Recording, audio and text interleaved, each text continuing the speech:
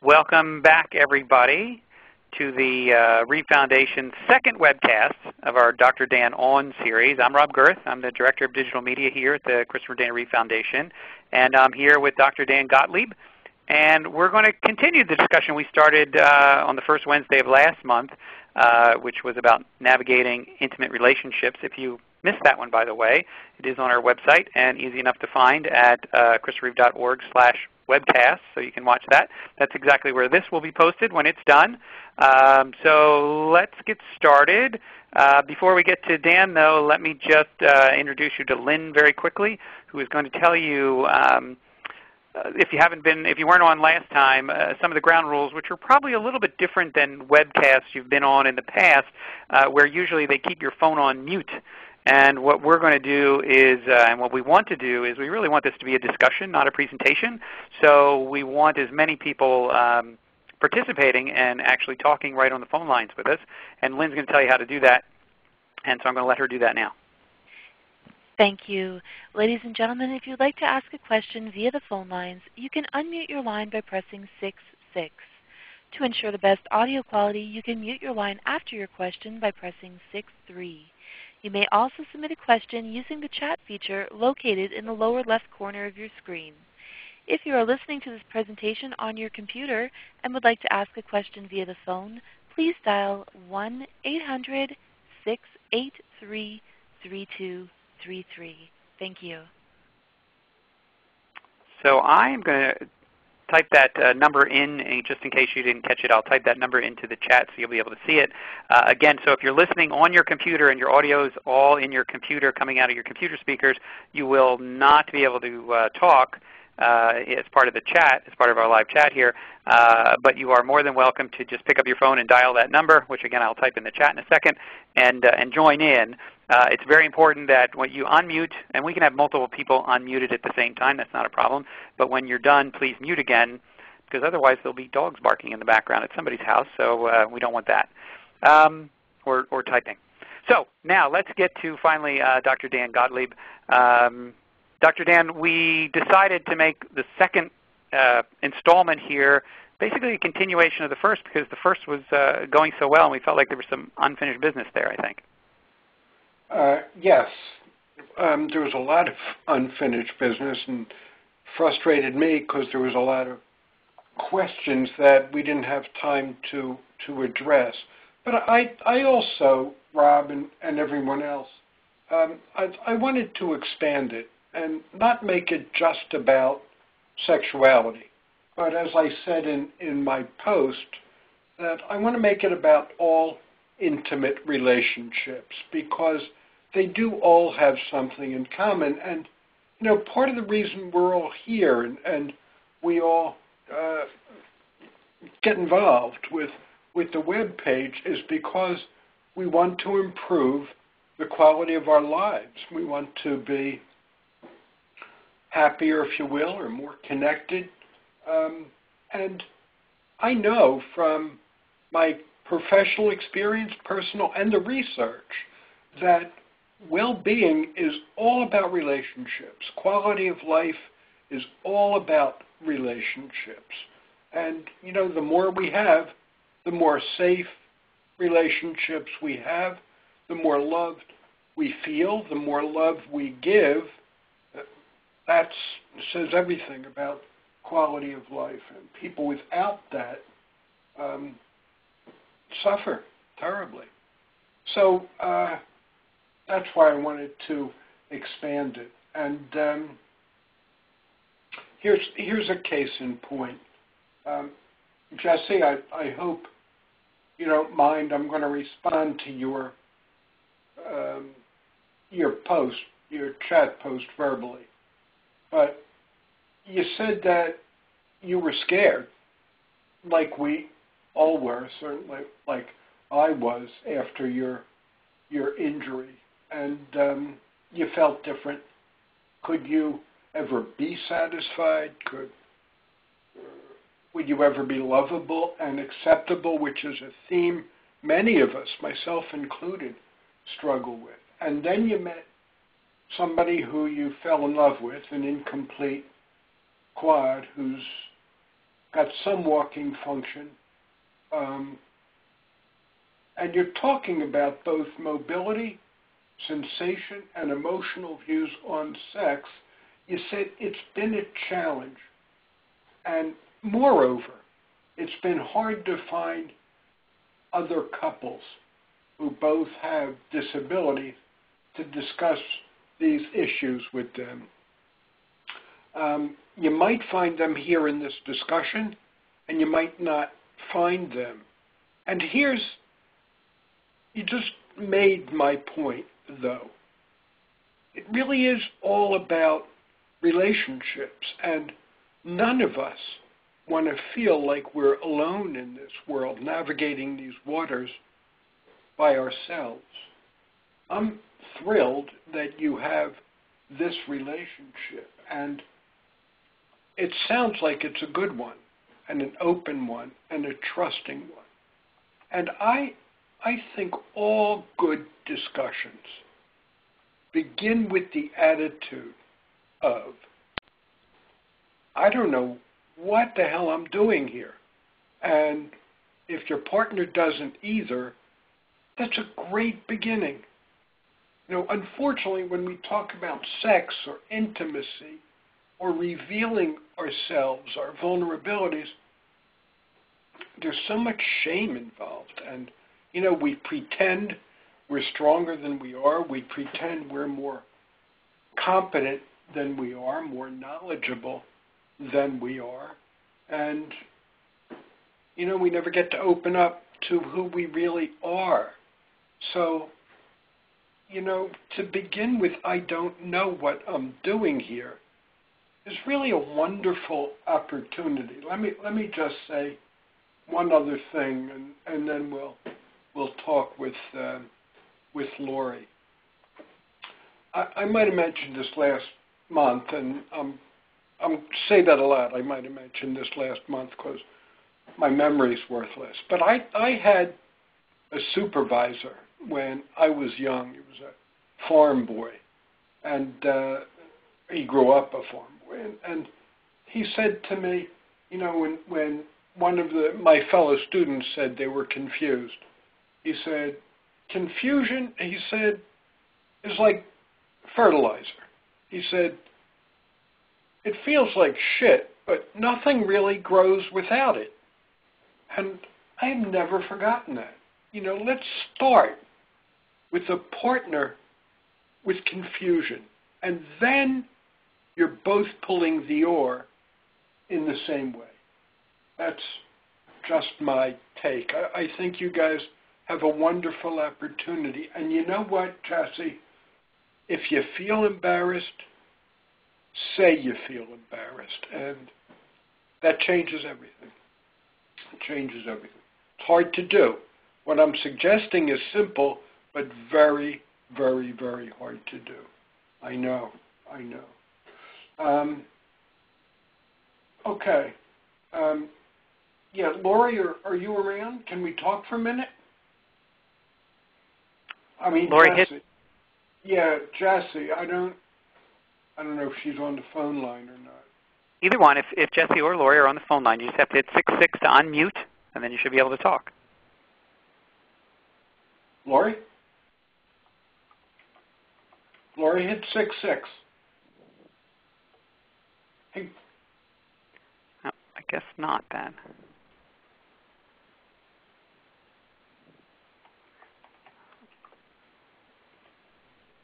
Do you have to push star or anything? No, just 66. Is that correct, right, Lynn? That is correct. Okay, thank you.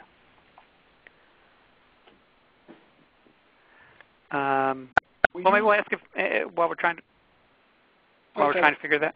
Is that somebody there? Do I keep interrupting him? No, that's This is me. Jesse. Jesse, go ahead, Jesse. I had trouble figuring out the right button to hit. Yeah. Well, like I said, we're going into new ground here, letting the audience actually speak. So don't be afraid. And Lori says she's here. Lori, are you unmuted? Let me see if Lori can talk too. We'll get this organized. Lori, you have to be called in on the phone line though to be able to speak. And then if you're on your phone, Is that Lori? All right, well, we'll keep working on that. Jesse, go ahead. If you want to follow up on something Dr. Dan was saying to you, feel free. I think as we've talked, my fiance and I, the hardest part has been that we don't know what's going to happen. We've chosen, because of faith reasons, to wait till after marriage to actually have sex, but like, he's been sexually active before he got hurt, and he hasn't been hurt for very long, and so it's that, like, that unknownness of what's this going to be like has been the biggest struggle for us. Of what happens when we know it's not going to be perfect or great or any of those things in the beginning, but like, how does that look as we go forward? It's scary. Okay. That's the problem. The last word you just used is the problem, not the unknownness, because when you look at it realistically, everything's unknown about the next minute, Yeah. It's the scary thing. That's the problem for all of us, So can you say what you're scared of? Does that scary thing have a face? Yeah, we've spent a lot of time talking about this. I think that for both of us, it's the fear that it won't be what we expect it to be. What do you expect it to be? I think when we talk about it, a lot of it is that we expect it to be pleasurable. And there's that worry that because of different sensations and different issues that's not going to happen. There won't be pleasurable. So, and you both have that same fear? Yes. All right. So, I'm going to be a little annoying here with words, okay? Bear with. I'm annoying for a living, so stick with me here. Okay. So, to you, I just want you to speak about you. What does pleasurable mean? What would a pleasurable experience look like and feel like to you?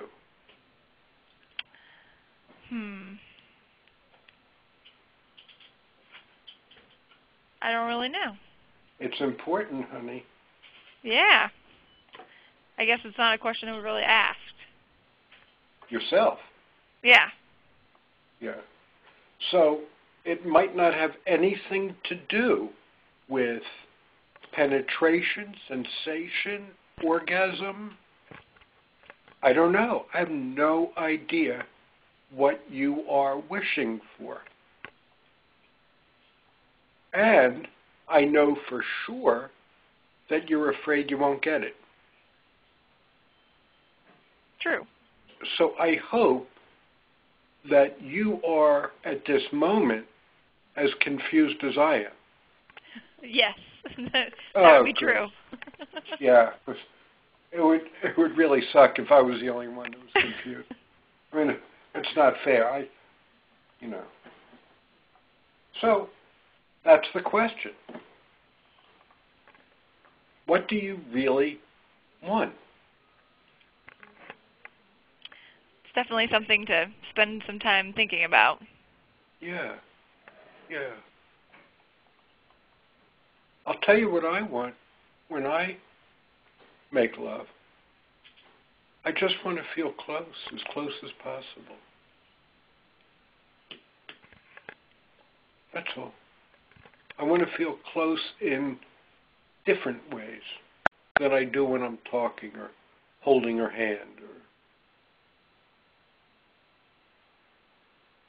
watching her clean food off my sweater after every single meal I have.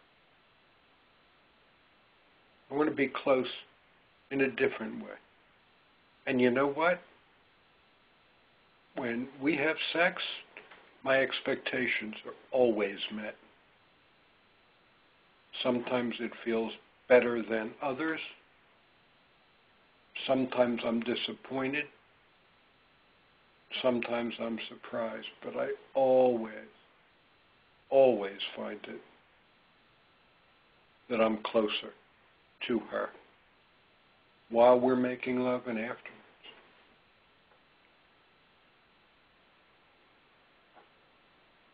So,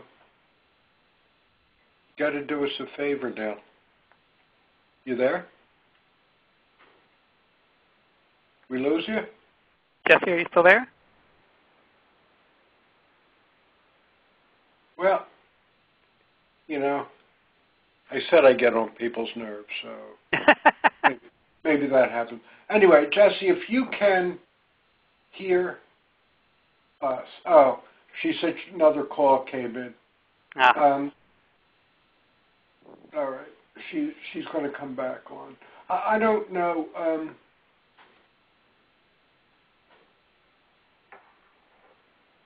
If Jesse saw this recent post, but Shar Mashistha, I'm sorry about screwing up your name. She said it's definitely pleasurable. It does not mean penetration or orgasm. And she says, she's got an international call.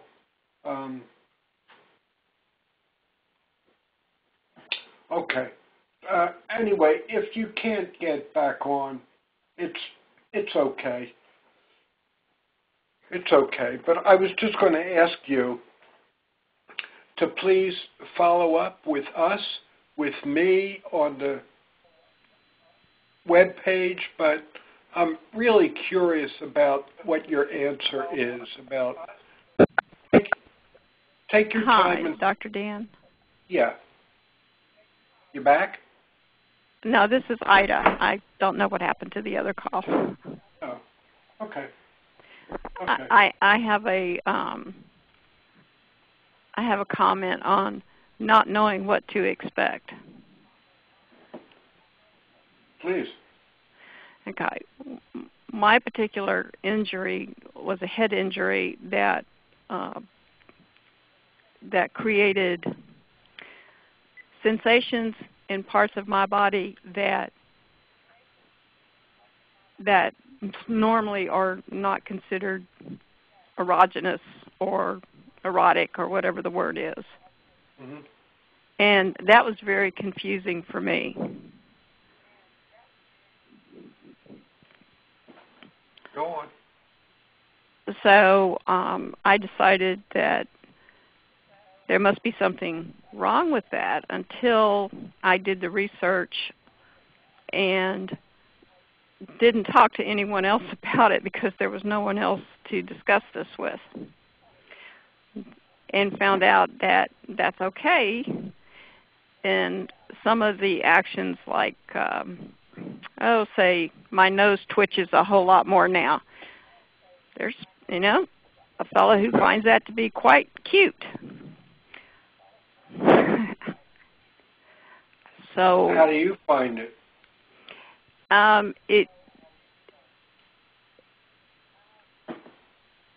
It used to be a little strange to hear that. However, after a few years, I've gotten used to it now. It just seems to be a transition toward different sensations are translated as satisfying, which didn't used to be. I would not have considered satisfying before the accident. So, tell me, how is your relationship with your body?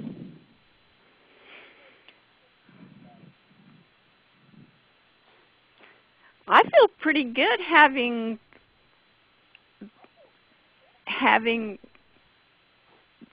gotten to this point and functioning as well as I do. It's only taken, 10 years.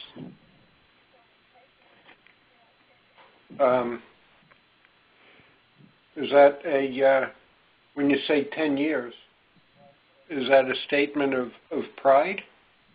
Yes. And how are you feeling about your sexuality?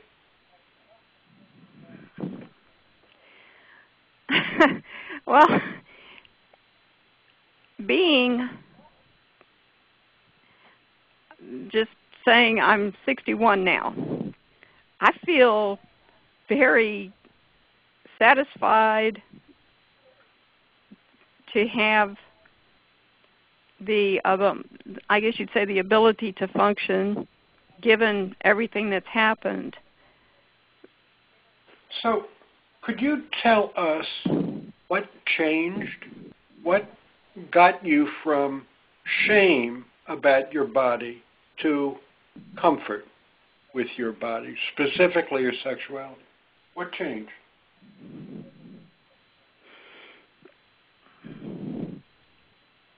I moved past when a friend said to me, well, things change when you get older anyway. Mm-hmm. So if this is what's working for you now, then it's working. And it's more about the relationship anyway than it is whatever erogenous zone has appeared. Right. Exactly.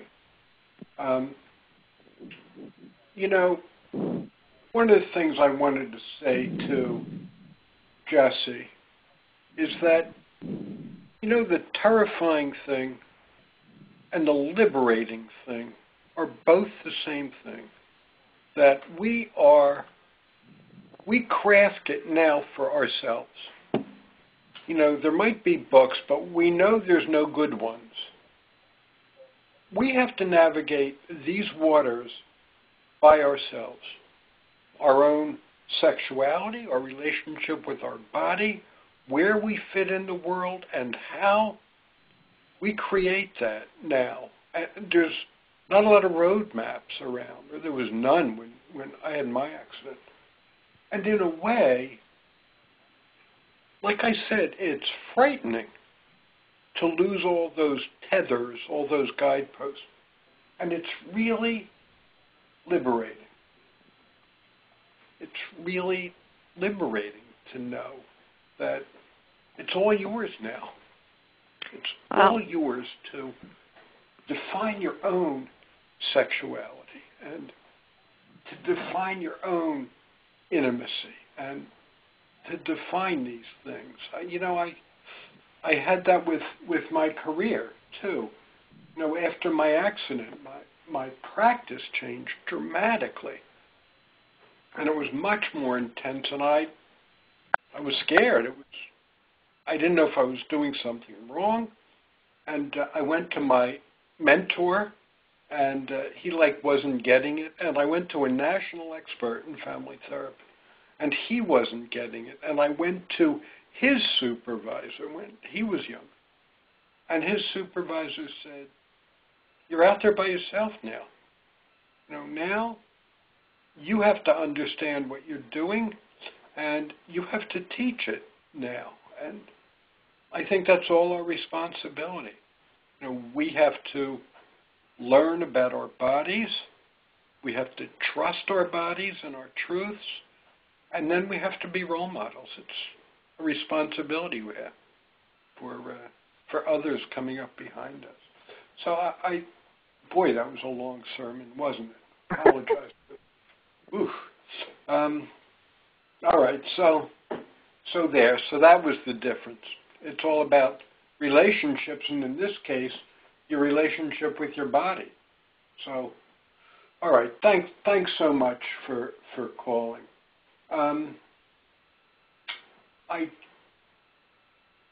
Mitchell said, I have something to add. My dissertation was on pleasure and orgasm in people with SCI. All right, so Mitchell, give us the cliff notes when you can. Do we have anybody else on the line? We unmute Mitchell 66. 66 will unmute you. Did that do it? There you go. Yep, go for it. Hi, Mitchell. Mitchell? Hello? Yeah. Mitchell. Hi. And we spoke 20 years ago when I went to the University of Pennsylvania to work on my PhD in human sexuality education. So it's nice to talk to you again. Wow. So I'm going to interrupt for 1 second. If you're not actually talking at the moment, would you mute your phone by hitting 6-3? Otherwise, I think we're getting a little bit of a loop there. So 6-3 will mute your phone. So if you're not talking right now, just mute, and as soon as Mitchell is done, unmute and join in. Yeah, just listen. When Mitchell's done educating me, then come back in and join the conversation. I'm not ready sure for I you, can Mitchell. educate you, but I'll give you some insights I learned from other people, just like you share. When it comes to the statement about fair and also about pleasure, and your very good question about what does pleasure mean to you, when I asked folks who had experienced spinal cord injury about what it was like after their injury, and everyone said, or an emergent theme was, it's not normal, it's not the same. So the caller mentioned that her boyfriend had sexual experience and his injury is recent.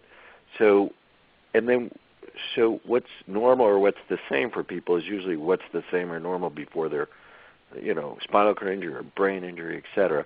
And that's the reference point, and that's often difficult to get by the comparison. And people, I found, had this fantasy that I had no feeling, therefore my sex life is over, or, I get an erection but I can't ejaculate, I'm not lubricating. And so people's first experiences, if you talk to them, largely were around self-stimulation or masturbation. And they came to the conclusion that it's pointless, why bother, because they didn't experience what they used to experience. So the physical act of masturbation kind of solidified their fantasy that their sex life was over. And then there were these experiences with others, whether an existing partner or a new partner. Sometimes they were bad, and it left them in the area of it's pointless, why bother, and sometimes they were good. So I asked everybody about what was your peak sexual experience, whether they experienced orgasm or not. And they described an experience, things that you brought out before, that were in the context with a partner where there was trust and safety, where they felt, accepted. And then they felt a sense of quote-unquote connectiveness, which you've been talking about, relationships. And in that sense of connectiveness, and you talk so beautifully about feeling close with your wife, when you make love, led them to experience pleasure and even orgasm again. And this is what I call the process of sexual self-discovery that for some people, like your other caller with brain injury, took 8, 10, or 15 years. So, when you ask people, what they were thinking about when they experienced their first sexual encounter, whether with themselves or others, you'll find, and I'm sure you have done this, is that they're usually thinking about, will it work? Is it still going to be the same? This isn't going the right way. And those negative thoughts are very distracting. So when people, as you said once again, when people acknowledge those, I'm confused, I'm scared, get that out in the open. That was demonstrated very beautifully in the movie The Sessions, if anyone gets to see it. And I'm glad you reminded me of that. I wanted to mention that. Yes. So when you have those, when you bring out those fears, you are becoming vulnerable, like you are in a sexual situation. But that vulnerability, which is one of the keys to your topics, I listened to your tape from last month, does literally open you up not only to pain, but it opens you up to pleasure. So when she's talking about expectations, I think you did a beautiful job setting the expectations. One expectation is to be close.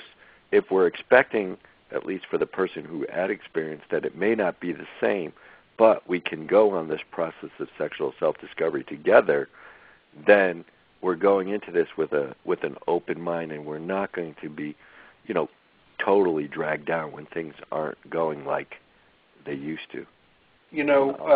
With that, I'll mute myself by doing what?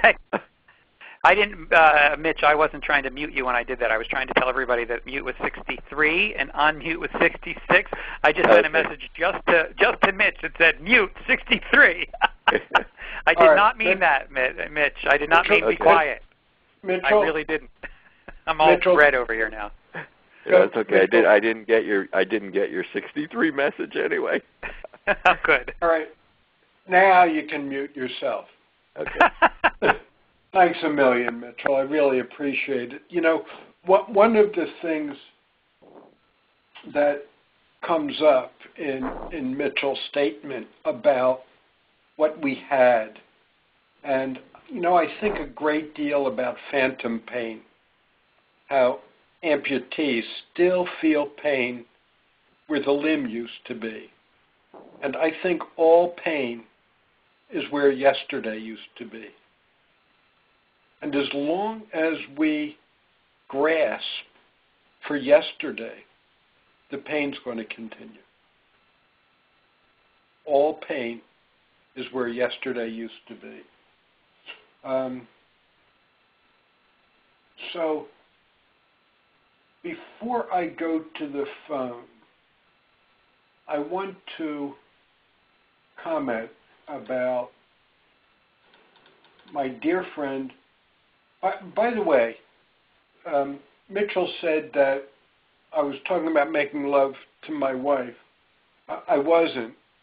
My late wife, by the way, her name was Sandy.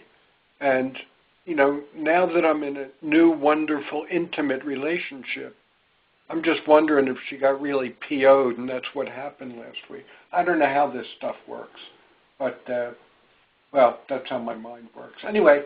Very cosmic. So, Sharma Shkista, and please forgive me again, if I can get the drift that, you're 40 years old, a highly accomplished person, your husband divorced you, which is not unusual. You're still a young woman, and you still have the longings and desires, and you had a friend come over, and you were able to feel physical affection and open up. I am so glad that you learned about your body and your wishes, and that's the point. You speak about it openly, and hopefully you can teach it now. That's what any of us want, is real intimacy. And I see how you closed your last post. You said intimacy. What my person of love makes me feel princess. It's like when we're held, when we're known by someone, just all of that stuff goes away. Just the moment we feel our heart is held. We had a talk with my partner last night, and I had a particularly rough day yesterday. I had something happen yesterday morning which really scared me terribly, and because of that I was closed off all day, lived with fear, rumination. Well, you know how that goes. And at the end of the day, I just sat with her and told her what was going on internally, and she listened quietly, and she cried. And boy, that's intimacy. She didn't try to fix anything. She just held me. And that's what we want. That's what we want. Okay. So somebody is waiting to join the conversation. Yeah, it sounded like somebody had their phone line open. Go ahead. Just speak right up, whoever it is.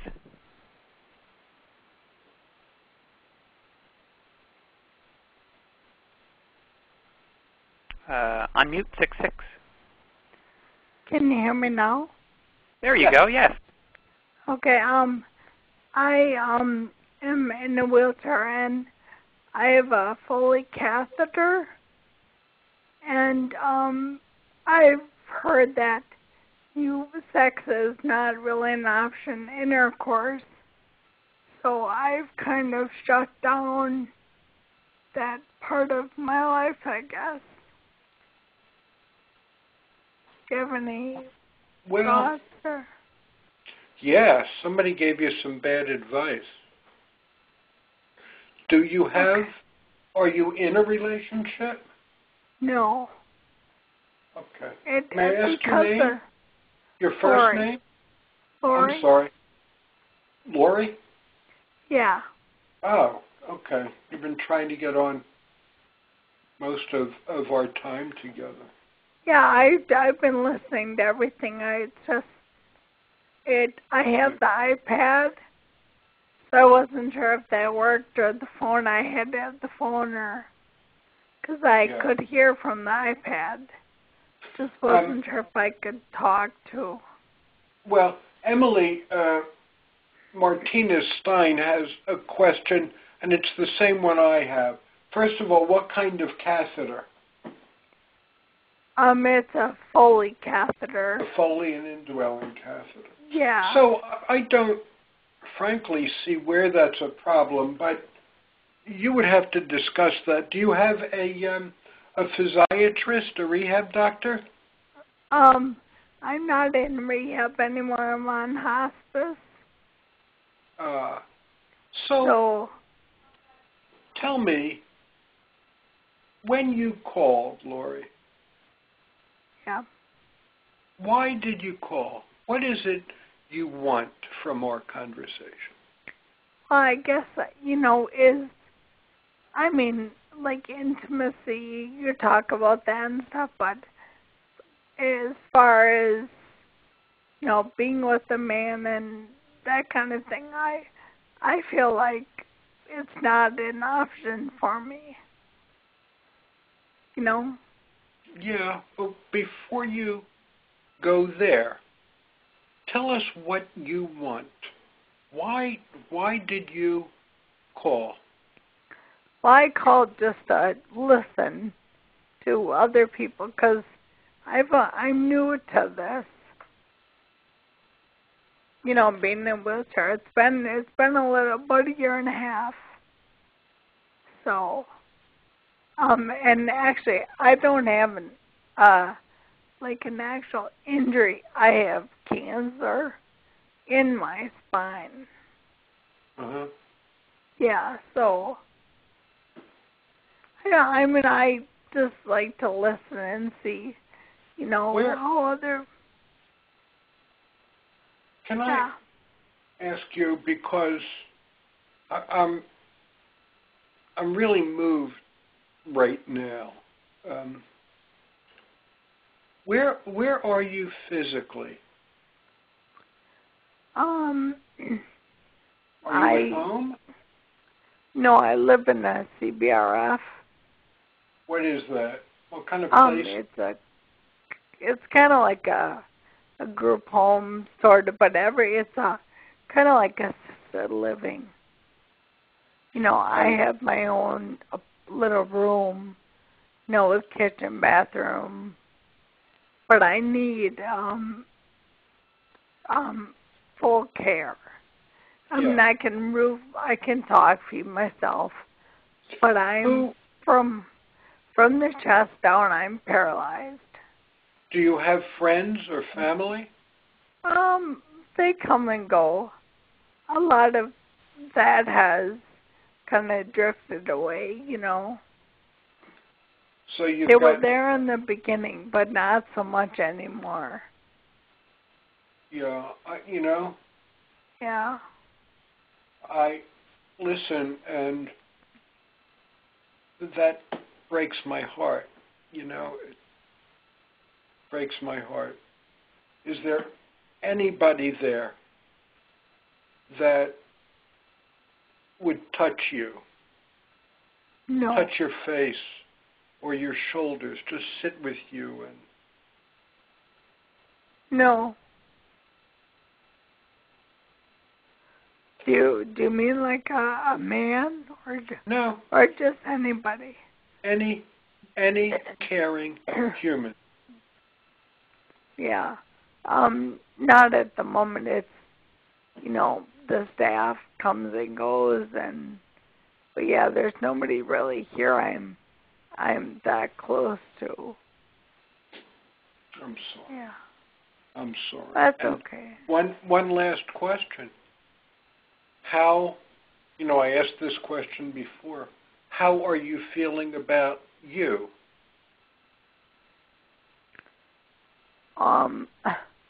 That's a tough one. It's hard day to day. It's a little different every day.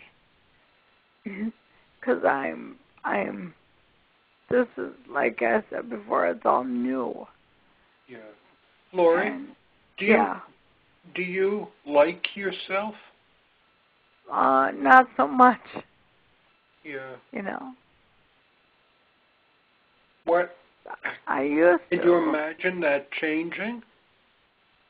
No. Would you like to like yourself? Would you be willing? Sure. My Really? brain is.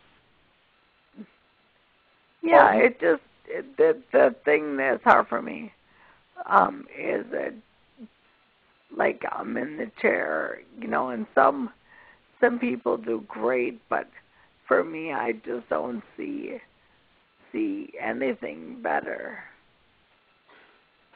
So do something for me, for so many of us that are listening. Where are you right now? I'm in Wisconsin. No, I mean, are you in your Oh. wheelchair? Yeah, I'm in a electric wheelchair. Okay. So I'm kind of independent. All right. Here's what I would like you to do for me, and I have a feeling for many people listening. Would you please just put your hand on your cheek right now? Okay. Is it there? Yeah. And put your hand on your cheek as though you would put it on the cheek of a baby that's crying, that's suffering, that's alone. Make that hand a loving hand. And see if you can feel the warmth of your hand on your cheek. Yeah. Can you allow your hand to be a loving hand and touch your cheek gently?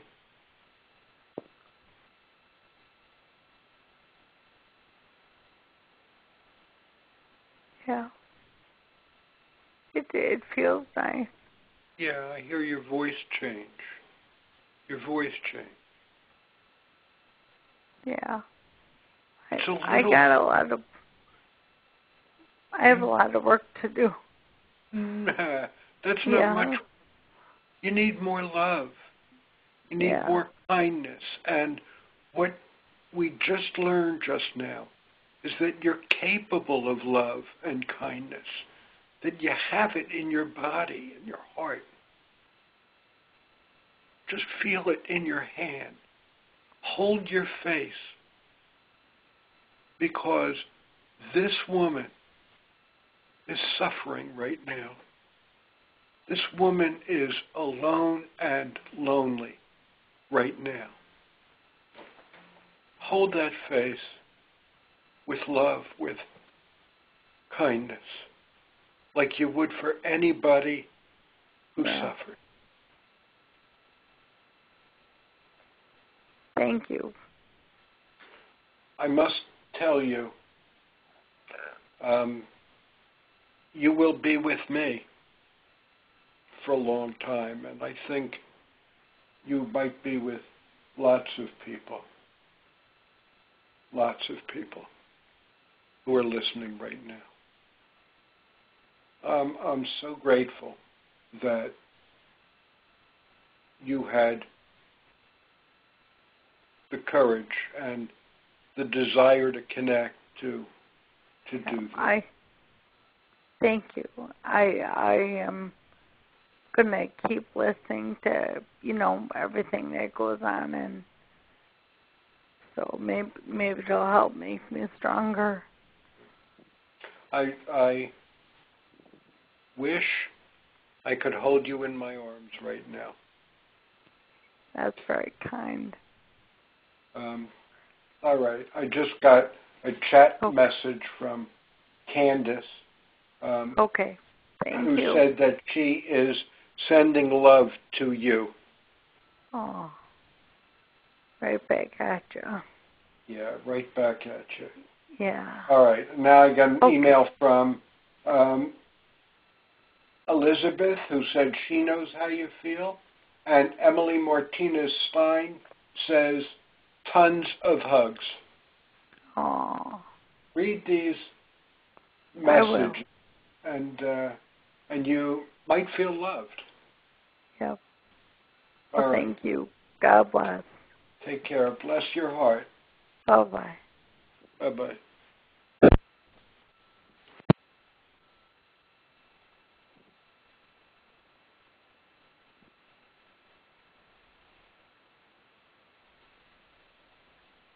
Mr. Girth, please stand by. I see that Dr. Gottlieb's line has disconnected. I'm going to reestablish the line.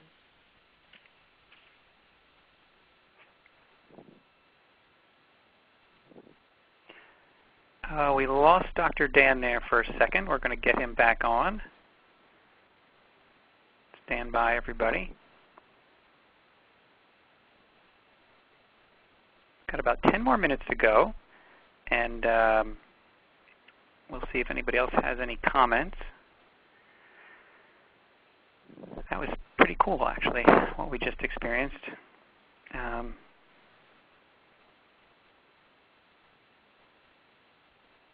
I'm speechless. So I'll just let you know. I'll say Rob? something sort of mindless. Yes. It's Mitch Tepper again. Oh, go ahead, Mitch. Why you're speechless? I never am. Please. I thought that was a wonderful guided touch, and if I was there, I would give her a hug too. And I always recommend, if she's in an independent living facility, and assuming she has resources, or if anyone wants to contribute resources, I always recommend that people develop a relationship with a massage therapist, one that that you connect with and cares, and you could get really loving, intentional, caring touch, through a massage therapist if you just tell them, what you need. So that's always an option, and there are also places like schools that might send somebody out that needs to work with somebody if you don't have resources.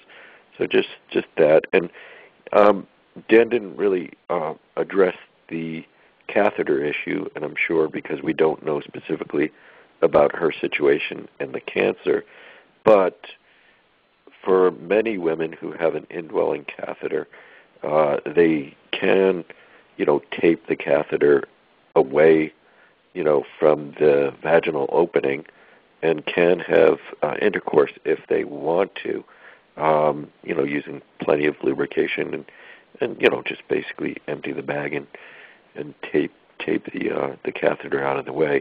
So I just think it's good for people who haven't gotten that type of education in their rehab to know that that is a possibility for some people. And of course, the particular caller should ask, their doctor, urologist, whoever manages her urinary management, whether that is appropriate and safe for her. Excellent. Thank you. And just take a minute, Mitch, to identify yourself so everybody knows where you're speaking from. You're speaking as an expert, actually. Yeah, Dr. Mitchell Tepper. I'm a sexologist, have a spinal cord injury for 30 years. And as I said before, my research has been on pleasure and orgasm in people with spinal cord injuries, but I'm also certified under the American Association of Sex Educators, Counselors, and Therapists as a sex educator and counselor. So I work with not only spinal cord injury, but people with disabilities, chronic conditions, and even people without, physical or mental disabilities. Excellent. Thank you. Dan, are you back?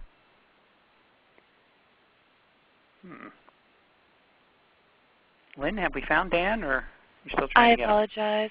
I tried his office phone number several times as well as his cell phone number, and I'm just getting through to his voicemail. Ah. Okay. Well, let me ask, is anybody else, we're just about at the end of our time at 4:52 here on the East Coast. Does anybody else have anything they want to share via the phone? That would be great. All you have to do is hit 66 to unmute.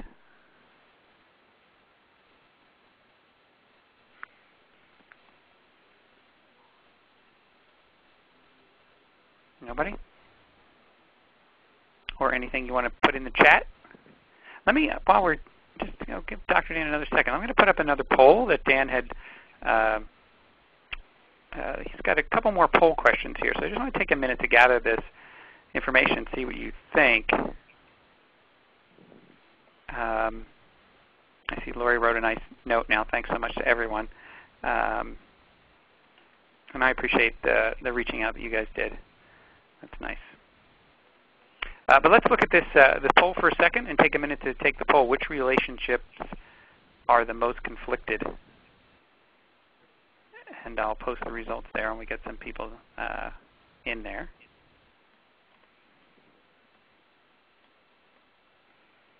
And again, if anybody wants to jump on, please do.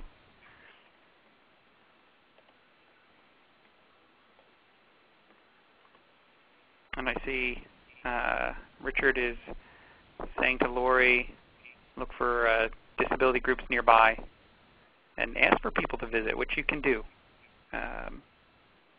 Another place to go if you're looking for groups, I'll do a little plug for the Christopher Dana Reeve Foundation, our Paralysis Resource Center, which is paralysis.org. If you go there, there's lots of information there, but you can also, there's a number you can call, a toll-free number, and we'll be glad to send you out some information about resources in your area, if it's for caregivers or even somebody to do the massage therapy like Mitch was talking about.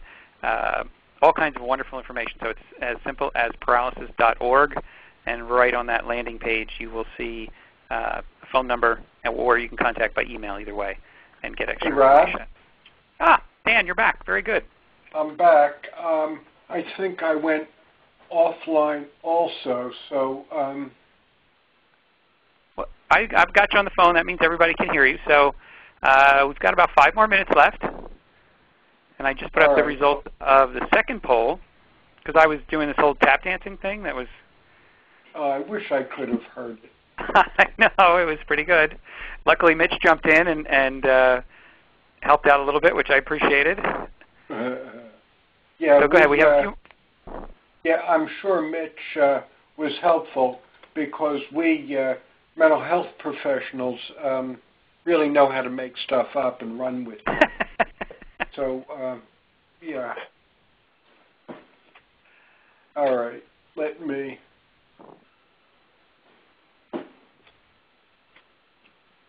get back.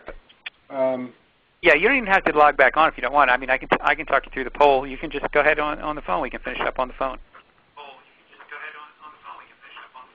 All right. Yeah, I'm getting some feedback on my computer anyway. Hello? Yeah. Yes, go ahead. Who's that? Yeah, this is Adam.